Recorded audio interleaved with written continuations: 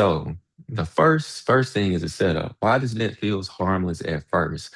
Because really it feels like access without consequence. 'Cause like I said earlier, creating your 20s before you felt the real weight of carrying it.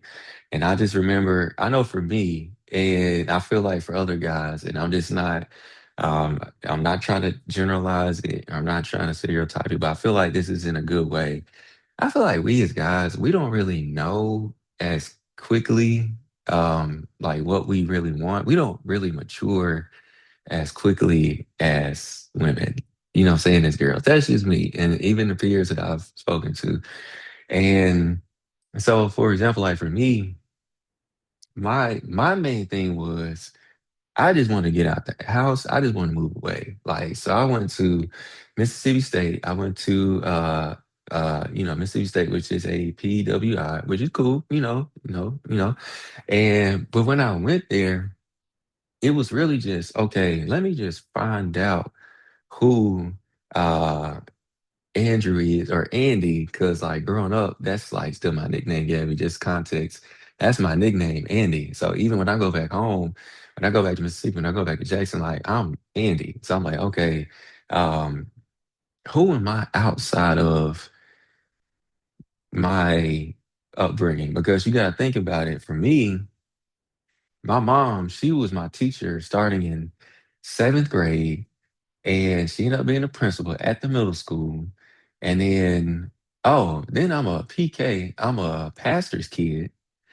So that's even more like uh multi-layer like oversight. And then my brother, one of my brothers, my older brother, not my oldest, but my older brother, he was at that time the assistant basketball coach. Then he ended up being the head coach after I left. So pretty much it's always been wherever I went, it was like, okay, you know, eyes on Andy. So like, which is cool, but it was like I felt like it was always like, and I embraced it as I got older and I look back, like that prepared me for like leadership. Like, and even another quick story, I remember when I was like in the sixth or seventh grade, it's actually a picture I posted on Facebook. And in that picture, like I said, we had a real cool high school, like real cool, really cool like class that we graduated with. And in that seventh grade class, there's a picture, and everybody else, it was like at the end of the class before class was dismissed.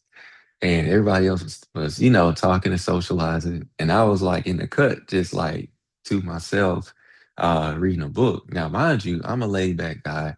I get along with everybody. I feel like, a lot of people can say, hopefully, like Andy or Andrew's always been just, he's been cool. He's, mellow. He's laid back. He gets along with pretty much with everybody. He can make friends with everybody.